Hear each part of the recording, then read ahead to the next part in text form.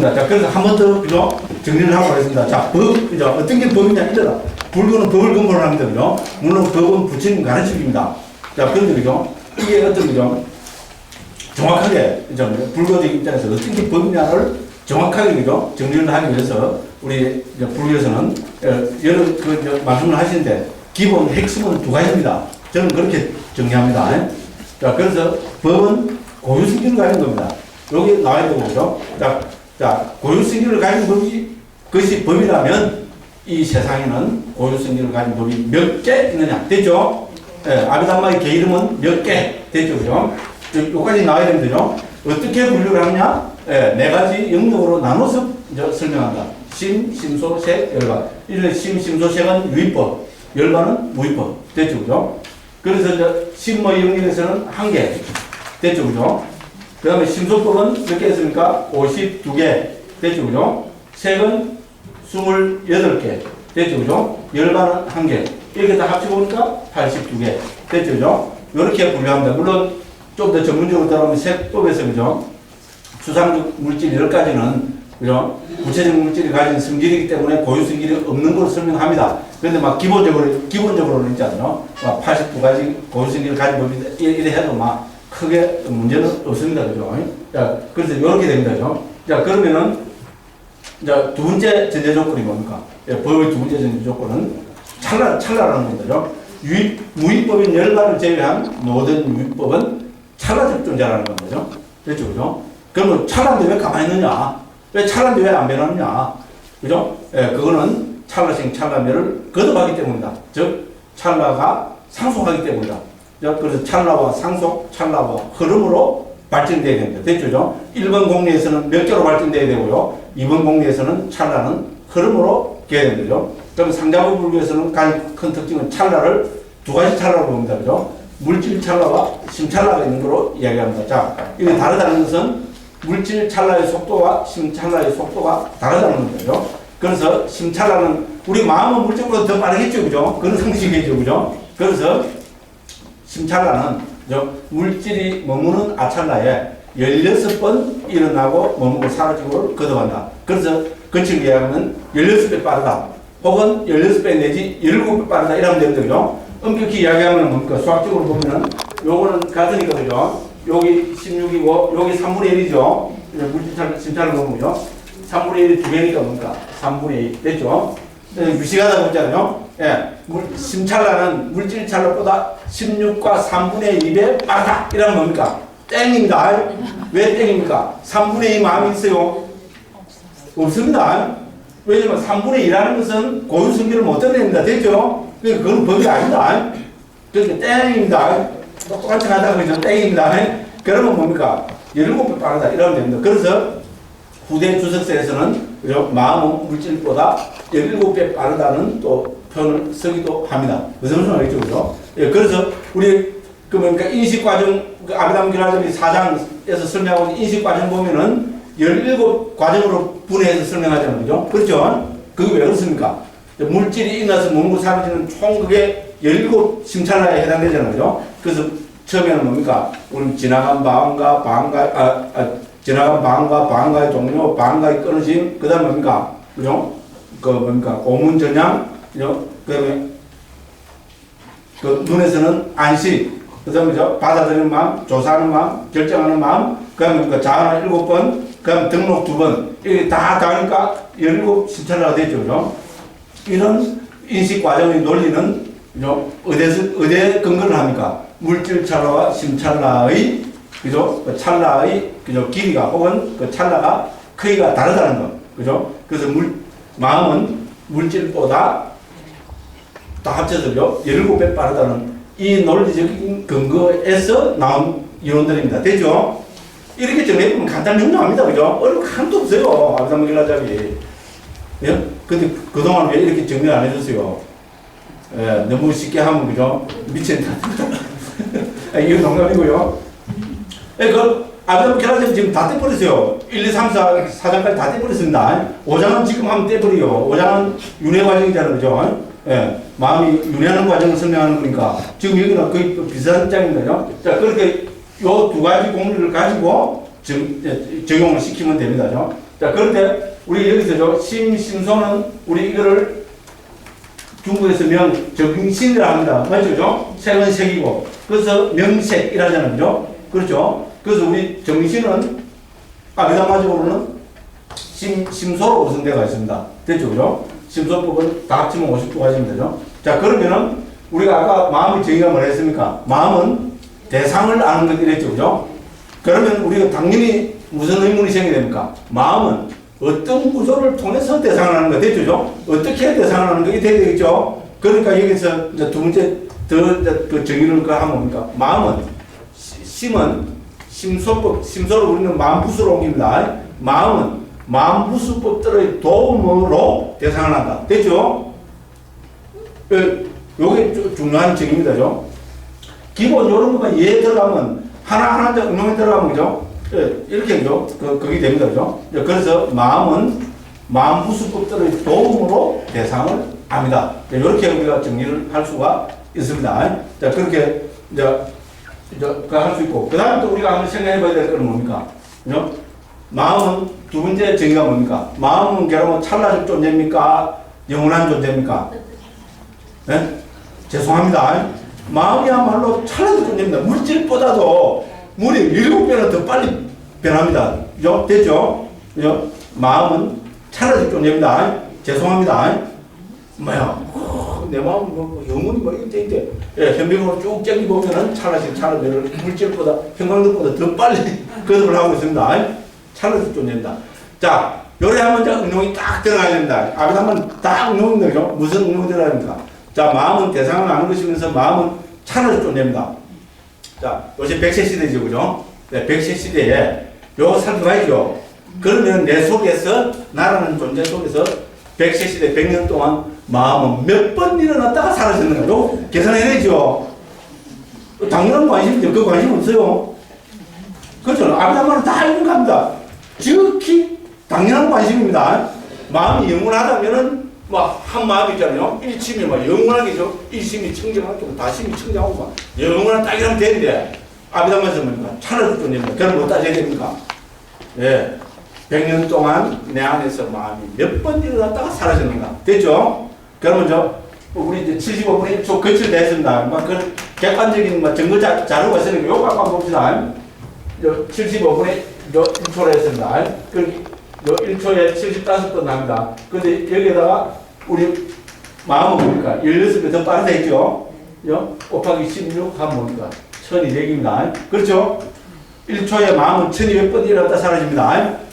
한 100년 동안 몇 번 일어났다가 사라집니다. 이거는 국민학교 수준입니다. 맞죠?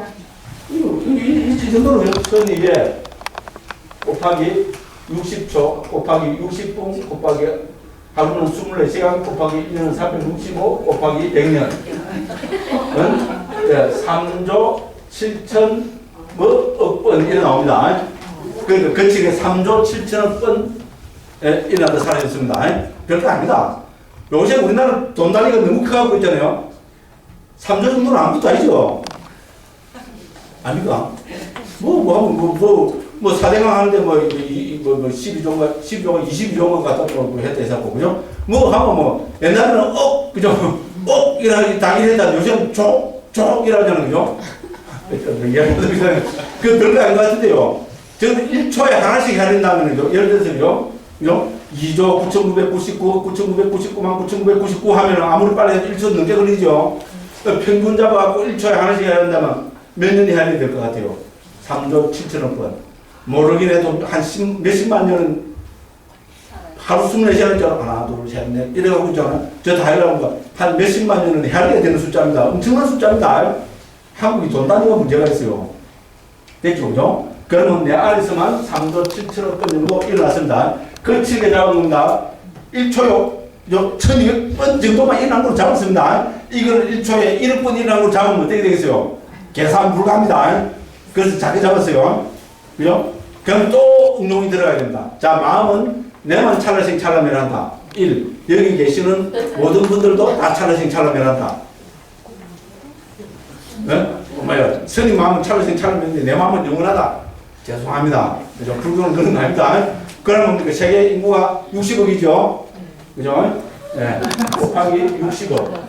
지금 사람은 사람입니까? 이전에 살았던 사람, 미래는 아직 놔두고, 이전에 살았던 사람은 어느 정도 잡으셔야 될까요? 한 1000억 주면 잡으셔야 될 것 같죠? 그죠? 그러면 65개 하고 1000억. 계산 불가합니다. 그렇게 뭐 화면 뭐 불가슬 이러합니다. 그죠? 뭐 불가슬 이렇게 굉장한 것 같죠? 불가슬 하는 사람이 굉장합니까? 그죠? 뭡니까? 경위에 해고, 해위에 그래갖고 끔찍하게 밝힌 그 사람이 굉장한 사람입니까? 부자가 굉장한 사람입니까? 맞죠? 그렇잖아요. 그러니까 이러하면 또 누가 항의를 합니까? 개구리. 그렇죠. 요새 길게 가면 개도 정말 예쁘더라고요. 그죠? 예쁜 개도 또 한쪽합니다. 제가 이거 사면 개가 뭡니까? 한번 주세요. 왜? 자기들 안 배워준다고. 인간만 마음이 있느냐? 우리도 마음이 있다. 맞죠? 개도 대상을 하는 게 있죠? 그렇잖아요. 그렇게 주인이고 알고 다 분간하잖아요. 대상을 하는 겁니다. 그죠? 개는 개 한 몇 마리쯤 될까요? 아이고, 개를 넣어주면 또 누가 항의를 합니까? 항의할 게 많아요. 소도 있고, 돼지도 있고, 닭도 있고, 그죠? 이거 하면 또 누가 또 합니까? 깨굴, 그죠? 요새 보면 이제 깨구리, 벌써 세상에서 깨구리, 그죠? 세수 울리기 시작합니다. 그렇죠? 몇 마리쯤 될까요? 수없이 많은 마음들이 일어났다. 이거 따지는 게 아니답니다. 근데 이것만 따지면은 중요한 거 아니다. 뭐를 해야 됩니까? 개통 분류를 해야 됩니다. 이게 아름다움의 뛰어난 모습입니다. 자, 이 많고 많이 일어나는 거죠. 말 그대로 불가슬로 일어났다가 사라지고, 일어났다가 사라지고 있고, 앞으로도 일어났다가 사라질 이 마음을, 이 법들을 어떻게 분류를 해낼 것인가. 특히 우리 마음은, 불교는 마음의 종류잖아요. 마음을 어떻게 분류해내야 될 것인가. 그러면 분류하려면 기준을 세워야 되겠죠. 그죠? 예, 이 수없이 많이 일어났다 사라지는 마음을 어떻게 분류할 것인가. 예, 여기서 옛날 큰 스님들이 위대한 점이 있습니다. 사리부터 좀, 물론 그 근원은 다 부처님한테 있습니다. 그죠? 그렇게 이 마음이 분류를 해냅니다. 분류를 했을 때요, 기준을 가지고 분류를 딱 해보니까 몇 가지로 분류가 됐다는 겁니다. 89가지입니다. 굉장합니다. 그렇잖아요. 네. 말로 표현할 수 없는 수없이 많이 일어나는 마음이 있잖아요. 어떤 기준을 세워서 89가지 마음으로 분류된다. 이거는 굉장한 분류입니다. 89가지. 나는 더 잘 분류할 수 있냐. 한번 해서 가져오십시오. 네. 그런데 이 분류는 불교적이어야 되겠죠. 그렇잖아요. 그래서 불교적인 기준을 가지고 멋지게 분류를 해내고 있습니다. 자, 이 기준이 오늘 우리 12연기에서 나타나고 있습니다. 자, 그래서요. 이제 요렇게 말씀드리고, 그죠? 자, 어디 나타납니까? 아까 제가 읽었죠, 그죠? 의도적 행위들은 나오죠, 그죠? 아까 읽은 부분이잖아요.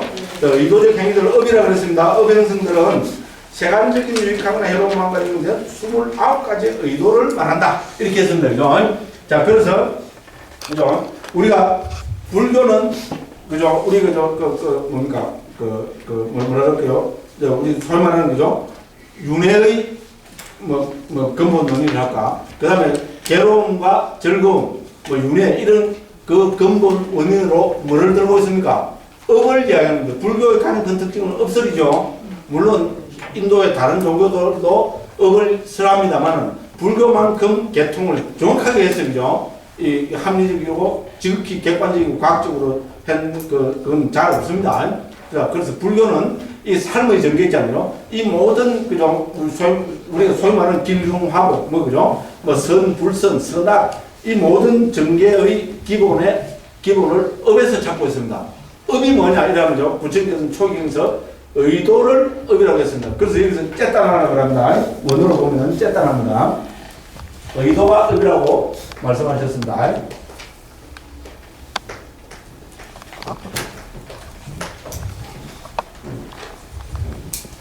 자, 그래서 그죠? 업에서 찾고 있습니다. 그죠? 자, 그래서 불교는 그죠? 우리 모든 괴롭고 즐거운 그 원인, 그러면 생사윤회의 원인 이거를 업에서 찾고 있습니다. 됐죠, 그죠? 그러면 업이 왜 중요하고 왜 겁이 나느냐? 업은 반드시 과보를 가져옵니다. 그게 지금 여기서 우리 12연기에서도 인과 이라죠, 그죠? 그럼 인이자 무명행의 치유가 인이죠. 식, 명색유격, 촉수가 과지요. 이걸 우리가 한마디로 줄이면 그죠? 그 뭡니까? 우리 그죠? 이는 업이라고 요약할 수 있습니다. 됐죠? 그죠? 그래서 업을 지으면은 뭘 가져온다는 겁니까? 과보를 가져온다는 거죠. 그래서 업과 과보와의 관계. 그죠? 이게 우리가 불교에서 좀 가장 중요한 관계입니다. 그래서 12연계에서도 결국은 뭡니까? 그죠? 3세 양중 인과를 보는데, 여기서 있잖아요. 이는 업으로 이해할 수 있습니다. 이러한 거죠. 똑똑한 분들은 딱 달라들어야 됩니다. 그죠? 스님 말에 어폐가 있습니다. 왜? 그죠? 여기 의도가 어필 했죠? 그러면 문명, 그죠? 행, 에, 시, 유 같으면 여기서 의도는 이 행과 유 있잖아요. 요 두 가지만 업입니다. 그럼 쌤이 이야기하는데 문명과 가려와 시는 업이 아니지 않습니까? 이래 해야 됩니다. 초기 경으로 보면 그렇게 이야기할 수 있습니다만 주석서 문헌에서는 이죠 업을 어떻게 정의하는가 의도뿐만 아니고 의도와 결합된 심소법들까지도 들고 있습니다. 됐죠, 그죠? 그러니까 무명의 시도 있잖아요. 우리가 이 행이 일어날 때 혹은 의도가 일어날 때 아비담마의 행문 우리 아비담마 50도까지 심소법 행문들은 다 알고 있습니다, 그죠? 예, 함께 일어납니다. 그렇기 때문에 이것도 넓게는 무명행의 치유를 다 업으로 봐도 됩니다. 그래서 우리가 인이라고 하기도 하고 업이라고도 할 수 있습니다. 정확하게 이야기하자면 행과 유만이 업입니다. 그죠? 무슨 말인지 알겠죠? 그죠? 그래서 제가 드리고 싶은 말씀은 업이 왜 중요합니까? 업은 반드시 과보를 가져온다는 것이죠. 그래서 우리 12연계도 이 뭡니까? 인과 이래서 있잖아요. 원인인, 그죠? 업과 과보와의 관계를 밝히고 있다는 겁니다. 됐죠? 그죠? 그래서, 그죠? 이제 그렇게 이제 본다면은, 우리 이 수없이 많고 많은 마음도 크게 이렇게 둘로 나눠볼 수 있겠죠. 업을 짓는 마음, 과보로 나타나는 마음. 됐죠? 그죠? 이렇게 분류해 볼 수 있습니다. 이렇게 발전돼야 됩니다. 그죠? 그래서 우리가 수없이 많은, 아까 그 뭡니까? 3조 7천억 번, 저건 내가 혼자 일어나는 건데, 그치그 방법대로요. 수없이 많이 일어나는 마음들 있잖아요. 딱 크게 두 가지 기준으로 딱 해체해서 봐야 됩니다. 해체가 기본입니다. 딱 해체해서 보면 뭡니까? 업을 짓는 마음, 과거로 나타나는 마음. 요게 기본 구조입니다. 그죠? 그런데 우리가 좀 더 살펴보면 뭡니까? 업은 크게 두 가지가 있습니다. 하나는 유익한 업, 하나는 해로운 업입니다. 그죠? 네. 그래서 우리가 아비담마적으로 보면은, 그죠? 왜 이제 유익하고 해로운 게 들어가야 되는가 하면, 아비담마적으로 보면 의도는 반드시 들이죠. 다른 말로 하면 뭡니까? 어떤 마음이 일어나든 거기에는 기본적으로 의도가 다 포함되어 있습니다. 그죠? 우리 심소법들 52가지 중에는 반드시 들어가 때때로 들어있죠. 그죠?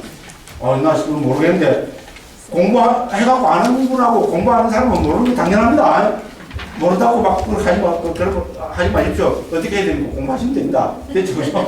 시간이 있다고 그러는 거 갑니다. 그죠? 예, 그래서, 그죠? 그래서, 제자라는 의도는 뭡니까? 어떤 마음이 일어났든지 다 일어납니다. 다른 말로 과보로 나타나는 마음에도 의도는 들어있습니다. 됐죠?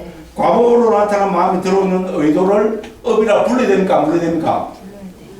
부르면 말이 안 됩니다. 왜? 지금 과보인데 어떻게 그 업이 있어요? 됐죠? 그죠? 그러니까 어떻게 됩니까?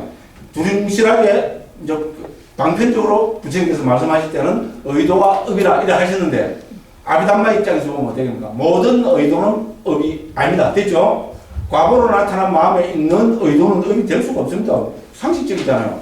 그러니까 뭡니까? 특히 아비담마 주석서 문헌에서는 의도를 딱 찍어서 이야기합니다. 무슨 의도? 유익하거나 해로운 의도. 됐죠? 그죠?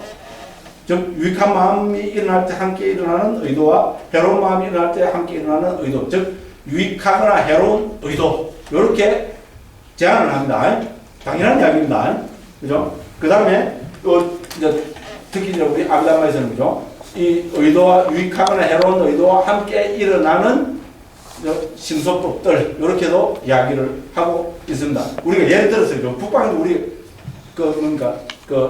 십선업, 십악업 이라 하죠. 네. 십악업이 뭡니까? 우리 그죠? 살생, 투도, 사음, 망어, 기여, 양설, 악구, 그다음에 뭡니까? 탐해, 진해, 사경치, 이 들죠, 그죠? 요 10가지입니다. 그죠? 그럼 이 가운데 뒤에 거는 탐진치로 보면 됩니다, 그죠? 탐의, 진의, 사경치, 탐진치입니다. 탐진치가 의도입니까? 의도가 아닙니까? 의도가 아니지요. 탐욕은 탐욕이고 의도는 의도죠. 됐죠? 의도가 아닌데 왜 10악업에 10가지 해로운 업에 넣어놨습니까? 이거는 어떻게 설명할 겁니까? 초기 경영에도 이미 그런 나옵니다. 그죠? 10선업과 10악업은 이미 초기 경영에 나옵니다. 그런데 그 10가지 해로운 업 가운데 의도가 아닌 3개가 뒤에 붙어 있습니다. 어떻게 설명할 겁니까? 그러니까 의도와 함께하는 심소법들 이렇게 정리를 합니다. 됐죠? 무슨 소리가 있죠, 그죠? 네, 그렇게 하면 여러분 살생은 그죠? 몸으로 살생하지, 그죠? 이거 뭡니까? 거짓말은 입으로 하는데 이게 왜 그죠? 의도지, 그죠? 그래서 여기서 말하는 말과 요거는 행동 기관일 뿐이지 업이 아닙니다. 그러니까 살생은 뭡니까? 뭐가 합니까? 살생이라는 그 업은 의도입니다. 됐죠? 의도 죽여야지 이러면 그런 물론 이제 그럴 수 있잖아요. 법리적인 옛날 학생들 있잖아요. 복잡한 법리적인 그런 해석을 다 합니다. 이거 요새 법 상식하고 저는 법을 공부해서 모르겠습니다만 거의 비슷하다고 생각하거든요. 우리가 때려 죽여야지 이러면은 그게 그죠? 그 살생업이라고 볼 수 없죠. 그죠? 그 때려 죽여야지 하는 거는요 악의잖아요. 그죠? 그 단계는 악인데 그 다음에 뭡니까? 사람을 때렸죠. 때리는데 아직 안 죽었어요. 그럼 살생업은 아니죠. 그 단계는 또 무슨 업이라 합니다. 그렇죠? 때렸는데 아직 죽진 않았어요. 근데 어떻게 됩니까? 꼴딱 넘어가면 그게 살생업입니다. 됐죠? 그래서 같은 거기라도 법리적으로도 이렇게 볼 겁니다. 그죠? 한 대 때렸는데 저 죽었냐 안 죽었냐 갖고 그죠? 그게 다르겠죠. 그죠? 살인이냐 아니냐 있잖아요. 상식적이잖아요. 주선서 문헌에서는 이런 논의를 많이 합니다. 그죠? 그래서 우리가 기본적으로 살생은 의도입니다. 그러니까 앞에서 말한 살생, 투도, 사음, 망어, 기어, 양설, 악구는 의도고 7가지 의도 됐죠. 그죠? 그 다음에 그 나머지 3가지는 의도와 결합된 신소법들 됐죠. 그죠? 요런 이야기하고 그 다음에 우리가 또 뭔가 우리 10선업도 10불선업도 이런 말도 씁니다. 도라는 말도 넣기도 해요. 그죠? 이거는 어떻게 볼 거냐. 주선에서 자세한데 오늘 시간이 있어갖고 큰일 났다 지금 곁다리를 너무 많이 넣다가 보니까 그죠? 그 됐죠. 그죠? 그래서 그죠? 의도가 바로 업입니다. 그죠? 그래서 의도뿐만 아니고 의도와 함께 일어나는 이런 것도 우리는 그죠? 넓게 그렇게 볼 수 있다 이 말입니다. 그죠? 업이 왜 중요합니까? 업은 과거를 가져옵니다. 자, 그래서 우리가 크게 그죠? 이제 여러분 우리 마음을 분류하는 기준에 뭐가 있어야 되겠어요? 마음을 분류하는 첫 번째 기준이 뭡니까? 업이냐 과거냐 됐죠? 그죠?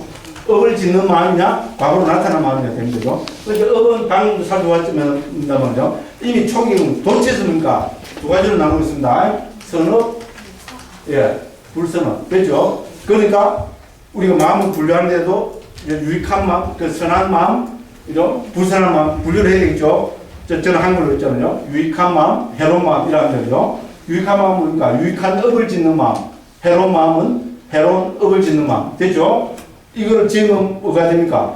과거가 나타나는데. 그래서 우리 아비담마에서는 이 거꾸로 해서 불선부터 먼저 이야기를 하고 있습니다. 자, 불선, 선, 그 다음에 업, 이렇게 되는 거예요. 그래서 이게 첫 번째 카테고리, 이게 두 번째 카테고리, 세 번째 카테고리입니다.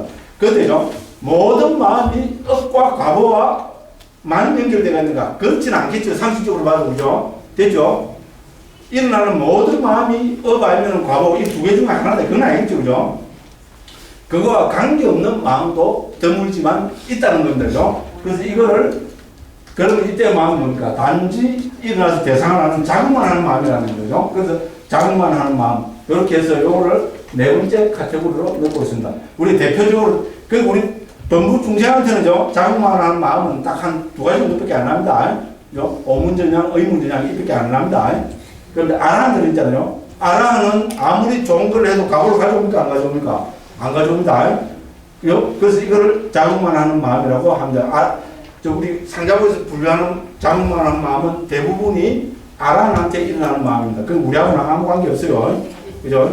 그런데 건강에 저는 응무소주 이생기심이 나타나잖아요. 예, 응무소주 이생기심이 자그마한 마음으로 보면 안 되겠냐. 그래 봅니다. 이건 그냥 그냥 억측입니다. 근데 상당히 좀 뭐 대례가 된다고 보는데요. 그래서 크게 네 가지 기준으로 마음을 나눠 봅니다. 자, 이 도표를 보면은 도표가 어디 있습니까 이제? 도표 보면 제일 위에 보면 그죠? 해로운 마음 나오죠?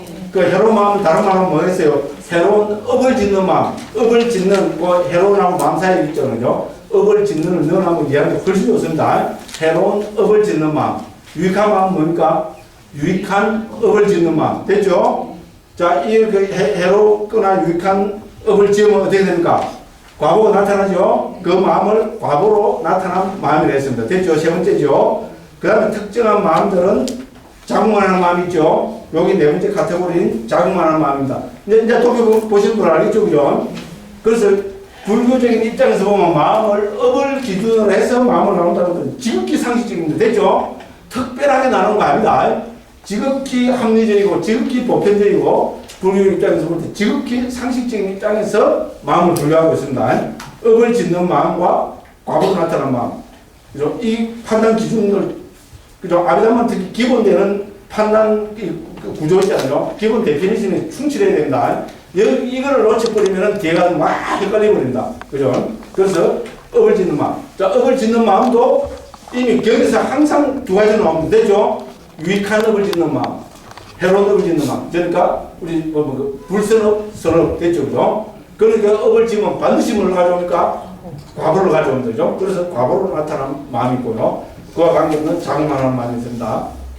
그 다음에 자, 마음을 이렇게 나누면 거칩니다, 그죠? 자, 마음의 경지가 있습니다. 그렇죠? 우리가 사람한테 중요한 경지죠. 차원이 다르다 이래 하잖아요. 네, 내하고 차원이 달라. 그렇죠? 그죠? 여기서 말하는 거니까 경지는 차원입니다. 그렇죠? 수행 많이 한 사람의 마음의 차원하고 수행 안 한 사람의 마음의 차원이 같겠어요? 다르겠어요? 달라야 됩니다. 같다 하면 억울합니다. 그렇잖아요. 쟤네들 남한 까고 욕하는 사람하고, 그죠? 수행을 잘 고고한 스님하고 마음의 경지가 같다면 이건 말도 안 됩니다. 됐죠? 그죠? 그러니까 그 마음의 경지를 갖고 분류를 해줍니다. 자, 일반적으로 우리 그죠? 중생에서 일반적으로 일어나고 있는 마음은 뭐겠어요? 그걸 우리는 욕계 마음이라 합니다. 왜? 감각적 욕망을 그죠? 판단 기준에 두고 있는 마음입니다. 쉽게 말하면. 그렇죠? 아, 나는 아닌데 그런 분 있어요. 존경합니다. 그런데 우리는 욕계 살고 있기 때문에 감각적 욕망이 좀 너무나 당연하기 때문에 자기는 욕망이 없다 그래요. 그런 경우가 상당히 많습니다. 예? 아, 나는 욕심이 없다 그러는데 그 왜냐면 욕심이 찌들어 있어갖고 욕심이 없다 그러는데 그렇잖아요. 찌들어 있으면 또 그런데 죄송합니다. 변수가 갖고 좀 뭡니까 구린데 찌들어 있으면 지 몸이 구린데 안 나는 것 같아요. 그렇잖아요. 저는 감히 그렇다고 봅니다. 왜냐면 수준이 낮아서 그렇습니다. 그죠? 그래서 이제 욕계 마음입니다. 그 다음에 뭡니까? 여기서 색계 마음은 뭡니까? 고결한 마음입니다. 본삼매의 더 마음입니다. 이렇게 정리하셔야 됩니다. 우리 초선, 이선, 삼선, 사선으로 분류되는 본삼매의 더 마음, 굉장한 마음입니다. 무식계 마음도 본삼매의 더 마음입니다. 그래서 이 분류를 어떻게 해놨습니까? 우리 색계 마음은 초선정, 이선정, 삼선정, 사선정, 오선정까지 해놨죠, 그죠? 무식계 마음은 공무원처, 식무원처, 무소처, 비상처, 정기해놨죠, 그죠? 그러니까 색계 마음, 무식계 마음의 특징은 뭡니까? 본삼매의 더 마음. 이렇게 정리해야 됩니다. 중요한 이야기입니다. 그 다음에 출생한 마음의 특징은 뭡니까? 열반을 대상으로 한 마음. 이렇게 정리하셔야 됩니다. 열반을 대상으로 한 마음. 됐죠? 이렇게 정리하셔야 됩니다. 결국 여기서 자, 많은 응용을 할 수 있습니다. 그죠? 자, 저는 욕계상, 여기서 말하는 건 세상이 아닙니다. 세상이 아니고 마음의 경지입니다. 욕계 사는데, 여기서요, 초선의 경지에 딱 들었다 하면 뭡니까? 그때 마음은 색계 초선정의 마음입니다. 되죠? 그렇습니다. 그죠? 자, 그럼 이제 우리 색계 천상에 사는 거죠? 아주 고귀한 신이 있잖아요. 쓱 가다 보거든요. 오늘도 누구 이름 한번 안 나오면 안 됩니까? 이영이 한번 나와야죠. 그죠? 가다가 이영이를 쓰고, 오, 이랬죠? 그럼 그것도 오 하는 마음은 색계 천상에 살아도 이영이를 보고 오 하는 마음은 뭡니까? 욕계 마음입니다. 됐죠? 무슨 말씀 알겠죠? 그죠? 그렇습니다. 그래서 제가 욕계 살지만은 자, 열반을 딱 체험했다. 열반을 대상했다. 그죠? 열반을 이제 딱 들어있다. 그때는 뭡니까? 출생한 마음입니다. 됐죠? 이렇게 다 다릅니다. 그죠? 그래서 요거는 경지를 이야기하는 겁니다. 됐죠? 그죠? 자, 요 가로, 세로. 가로는 뭡니까? 해로운 업을 짓는 마음, 유익한 업을 짓는 마음, 과거로 나타나는 마음, 이 업과 과거와 관계없는 작용만 하는 마음. 그다음 세로는 뭡니까? 경지에 따라서 욕계 마음, 색계 마음, 무색계 마음, 출생한 마음. 이렇게 분류를 쫙 해보니까 팔소학과지가 되더라. 이런 이야기입니다. 그죠? 자, 요까지 보시고, 그죠? 그 다음에 이제, 요거 하다가 지금 이렇게 됐어요. 그, 아까 읽은 거 다시 한번 보겠습니다. 그죠? 의도적 행위들은, 그죠? 세간적인 유익하거나 해로 차시죠? 우리 아까 지금 요거 이따가 지금 들으니 큰일 났어요, 지금. 제 개인적으로 오늘 이거 다 해야 되는데, 뭐 다 해도 된다. 그죠? 그 소리를 중간에 너무 많이 했고요. 자, 그렇습니다. 그죠? 자, 그래서 의도적 행위들은 세간적인 유익하거나 해로운 마음, 여기서 유익하거나 해로운 마음 다 찾으시죠? 그죠? 그죠? 해로운 마음과 연결된 29가지 의도들. 여기 29가지가 뭡니까? 여기서 그죠? 해로운 마음과 유익한 마음들을 가운데 출생한 마음을 빼고, 왜냐면 여기서 지금 논의 대상은 윤회의 과정이기 때문에 출생은 안 들어갑니다. 됐죠? 출생하면 윤회와 관계 없어요. 네. 그 출생한 마음 4가지를 뺀, 그죠? 29가지가 됩니다. 됐죠? 그러니까 우리 도표로 보면 해로운 마음 12가지고 유익한 마음 21가지죠. 그럼 33가지죠. 그 가운데 뭡니까? 출생하는 것과 관계된 4가지 있죠. 그죠? 예류도, 일례도, 불안도, 아람도 4개를 빼면 뭡니까? 33 빼기 4는 29. 그래서 29가지입니다. 근데 왜 29가지 마음이라 안 하고 의도라 했습니까? 마음이 일어날 때는 반드시 의도와 함께 일어납니다. 되죠? 신소법의 특징이 뭡니까? 마음과 함께 일어나고, 함께 일어나고, 동일한 대상을 가지고, 동일한 토대를 가지는 거. 되죠? 와, 이 정도는 와, 아니다. 그죠? 됐죠? 그죠? 그래서, 근데 모든 의도가 아닌, 뭡니까? 자, 해로운 마음이나 유익한 마음과 함께 일어나는 29가지 의도. 왜? 의도가 업이기 때문에. 의도가 뭡니까? 여기서 말하는, 그죠? 그 의도적 행위들이기 때문에, 업이기 때문에 그렇습니다. 됐죠? 그죠? 와, 또 요거 설명하려고 하다가 지금 이렇게 길어졌어요. 나 그래도, 나 하나도 모르겠다. 처음 들어가고 다 안다면 거의 이상합니다. 그죠? 예, 이제 반복 학습하셔야 됩니다. 그죠? 그렇습니다. 그래서, 그죠? 자, 29가지 의도를 말한다. 그 29가지는 뭡니까? 8가지 큰 유익한 마음, 3개, 5가지 유익한 마음은 공덕이 되는 행위를 부른다. 당연히 그렇게 좋은 거니까, 그죠? 12가지 해로운 마음에 있는 의도는 공덕이 되지 않는 행위를 부른다. 이 이야기는 나도 하겠다. 무색계의 4가지 유익한 선의 마음들은 흔들림 없는 행위라 부른다. 여기서 왜 8가지 이런 거는 아시겠죠? 요런 숫자 나오면 요 도표 있잖아요. 요거를 옆에 두고 보시면 됩니다. 그죠? 그래서 제가 요 프린트를 해서 나눠 드렸습니다. 자, 그렇게 됩니다. 그 다음에 중생은 정신적인 흐름이 무명과 합치되면 그의 의도적 행위는 미래의 결과를 생산하는 힘으로서 업을 산출한다. 그렇게 했죠. 그죠? 예. 그래서, 그죠? 그래서 무명이 업을 형성하는 어떤 가는 조건이라 한다. 됐죠? 그래서 여러 가지 조건이 있지만 어떤 가지 조건, 주원인, 그렇게 표현했습니다. 그죠? 자, 무명은 해로운 행위들에서는 현저하게 드러나고, 그렇죠?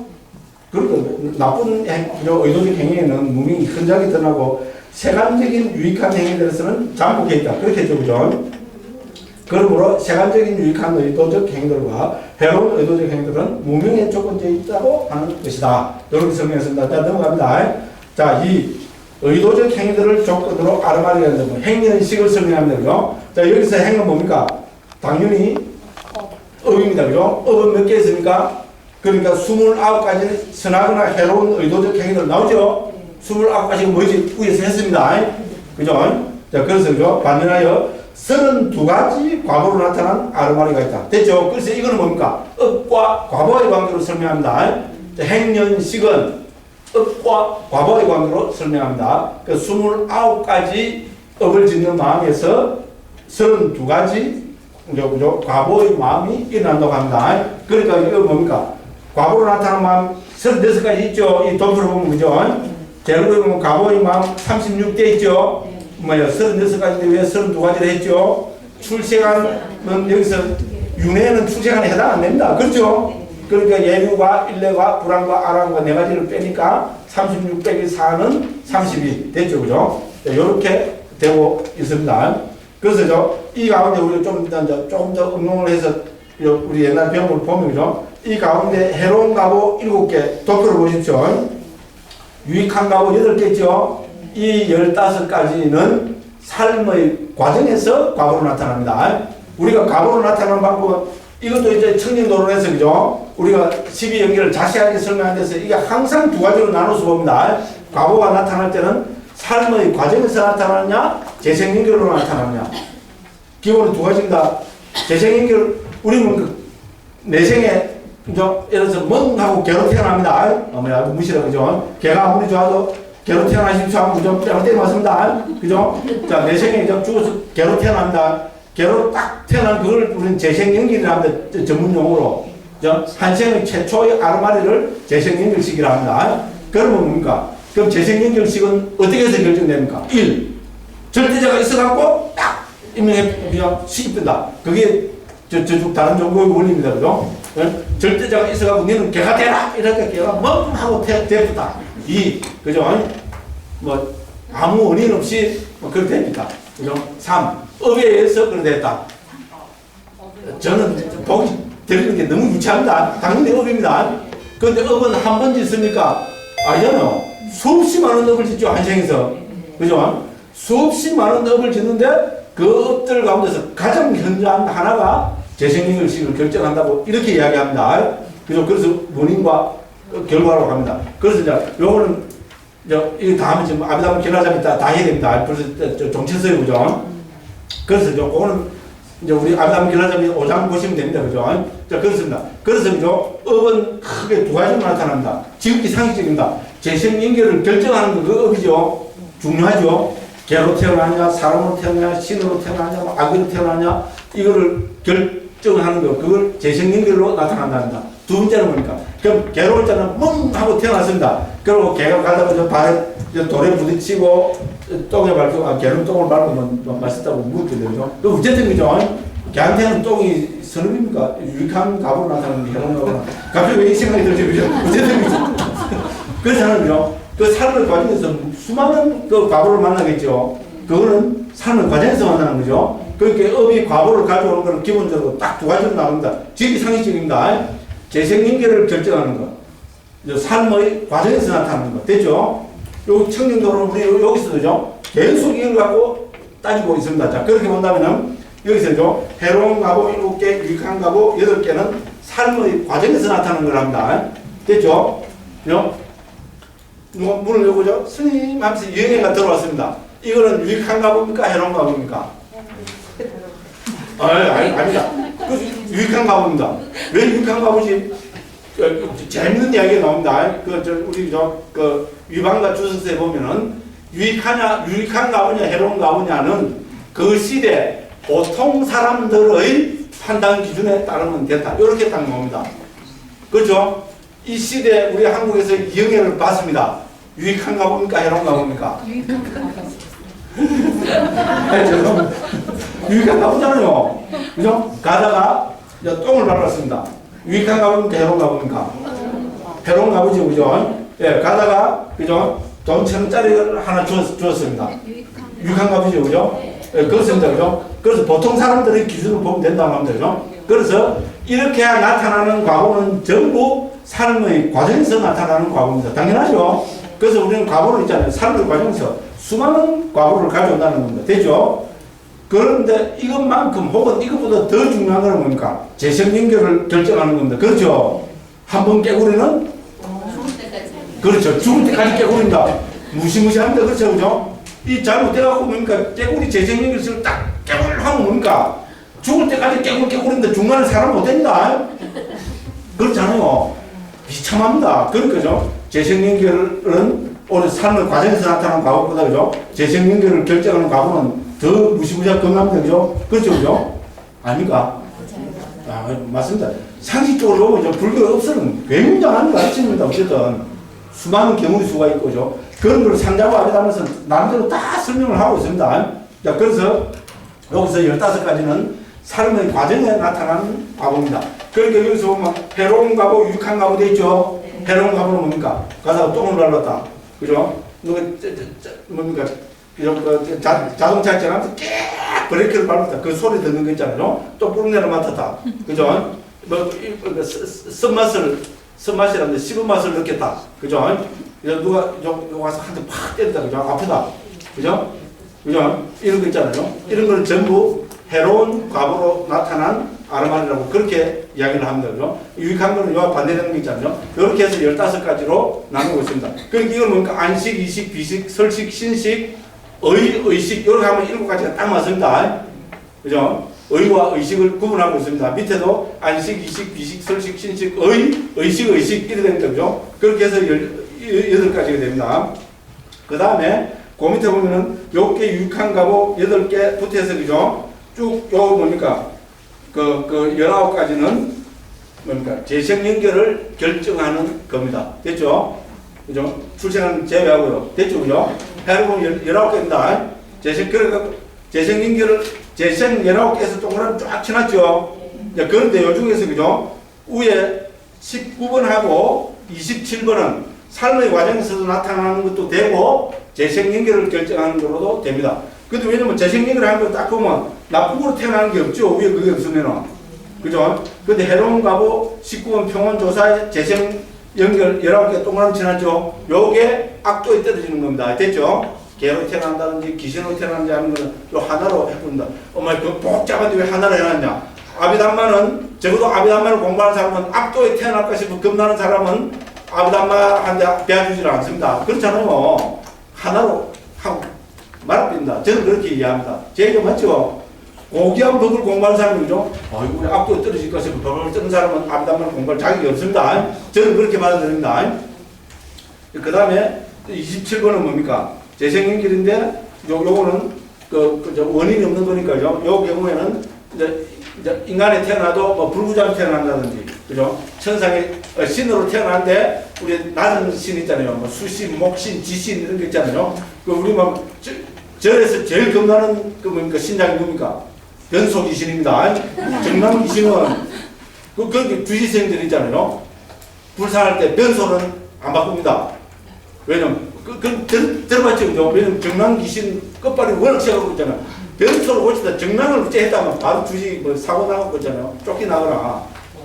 그렇다고 그런 전설이 있어요. 뭐 행사 옛날에 어떤 뭐뭐 주지생도 그랬고, 막 송광사 뭐뭐 주지생도 그랬고, 변소 고쳤다 하면 바로 작살입니다. 그래갖고 지금도 그대로 남아있어요. 실상사에도 변소 그대로 남아있어요. 옛날 변소. 물론 그것 때문에 남아있는 건 아닌데 밑에 그건 다 없앴는데, 그죠? 그냥 기념품 그걸 해가지고 요새는 뭡니까? 그래서 막 명상 음악 나오고 막 그래요. 그럼 사람들이 그러더라고. 와, 이런 게 내 말도 똑같은데 이런 데서 이야기하는 게 그런데 선체에 태어났지만, 그죠? 저급한 신이나, 그죠? 좀 몸이 성치 못한 인간으로 태어난 경우 이렇게 들고 있습니다. 근데 그렇게 나누고 있습니다. 그죠? 그래서 여기서 중요한 거는 과보를 가져오는 것은 크게 2가지로 분류하고, 지금 상식입니다. 재생연결로 나타나는, 재생연결을 결정하는 것. 그 다음에 뭡니까? 삶의 과정에서 나타나는 것. 이렇게 분류하고 있다는 것. 이렇게 이해하시면 되겠습니다. 그 다음 또 넘어갑니다. 그래서, 그죠? 2번입니다. 그죠? 29가지 선하거나 해로운 의도적 행위들을 관련하여 32가지 과보로 나타나는 아르마리가 있다. 됐죠? 그죠? 쭉 보시면 되죠. 그죠? 그럼 여기서 중요한 건 뭡니까? 여기서 말하는 아르마리는 과보로 나타나는 마음입니다. 됐죠? 그 12연기에서 무명년 행할 때 행은 과보로 나타나는 마음이라는 겁니다. 됐죠? 업을 짓는 마음이 아닙니다. 됐죠? 예, 이렇게 이해를 하셔야 되겠습니다. 그런 거를 여기다 적어놨습니다. 그 다음에 아르마리를 조건으로 정신물질이 있다. 자, 시경 명색입니다. 그죠? 여러 가지 있는데 여기서 정신물질은 색수상행만 포함되지 식은 포함되지 않습니다. 우리가 일반적으로 명색하면 명색이라죠. 그죠?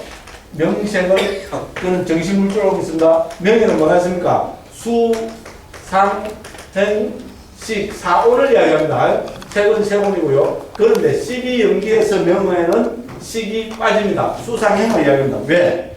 식염 명식, 식이 앞에 나왔죠. 그죠? 그러니까 식염 명식은 뭡니까? 자, 그죠? 그 식과 우리 그 아르가리와 함께 일어나는 뭡니까? 수상행 심소법들과 예, 뭡니까?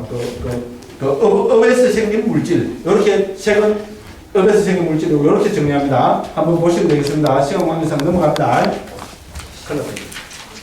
그 다음에 그 3쪽입니다. 5문더기를 가지고 있는데 이걸 보면 압니다. 나 이거 봐도 모르겠다. 그냥 넘어가십시오. 이 시험 안 나옵니다. 이 정도 수준은 서울대 시험에 안 나옵니다. 그 다음에 정신물질을 조건으로 6강력장소가 일어난다. 자, 뭡니까?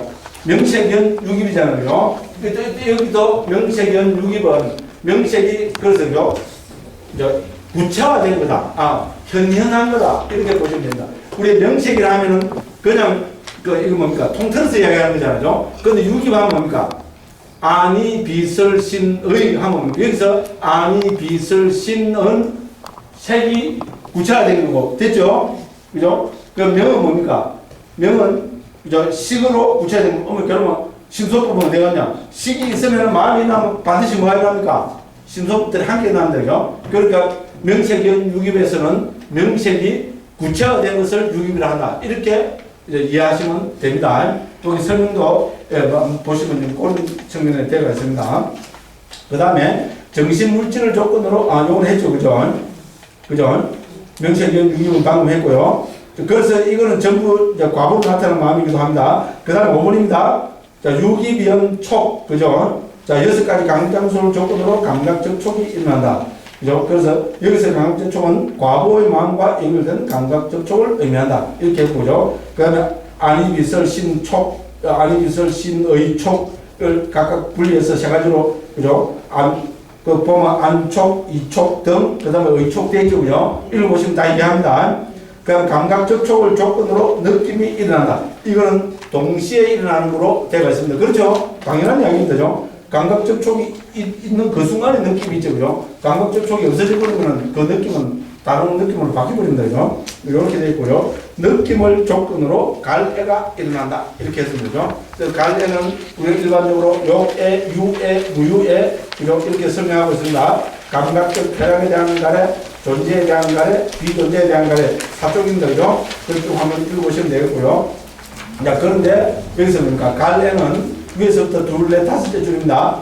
여러 가지가 있지만 궁극적으로는 탐욕의 마음구수 하나를 줄입니다. 됐죠? 갈래는 탐욕과 동의입니다. 고유승일로 보면 탐욕과 동의입니다.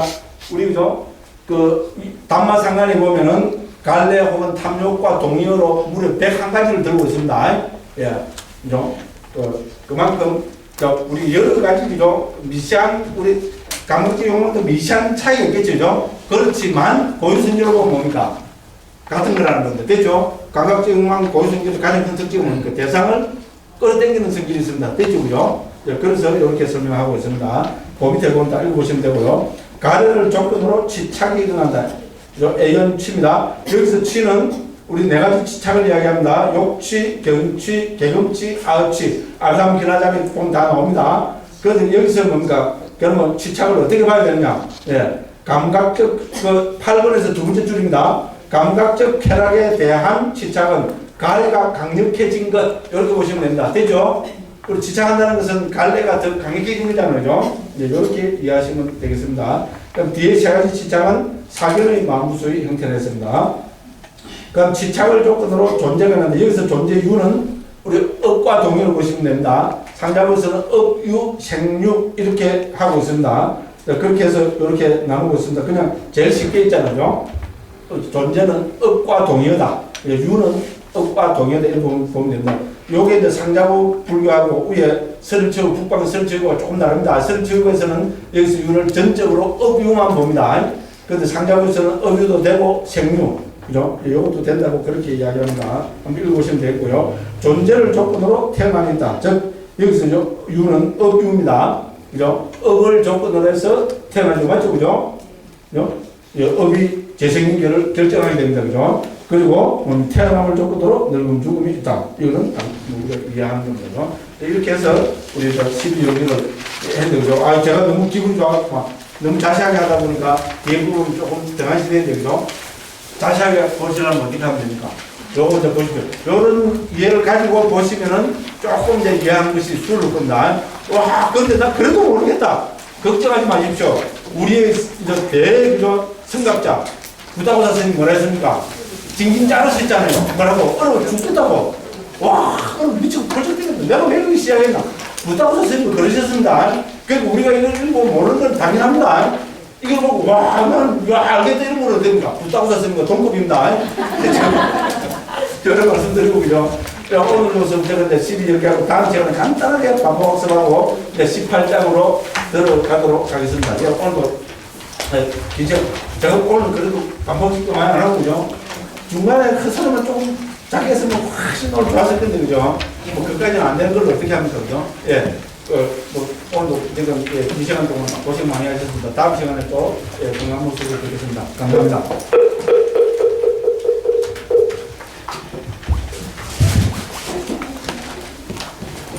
네, 감사합니다. 늦은 시간까지 열강해 주신 교수님께 천탄의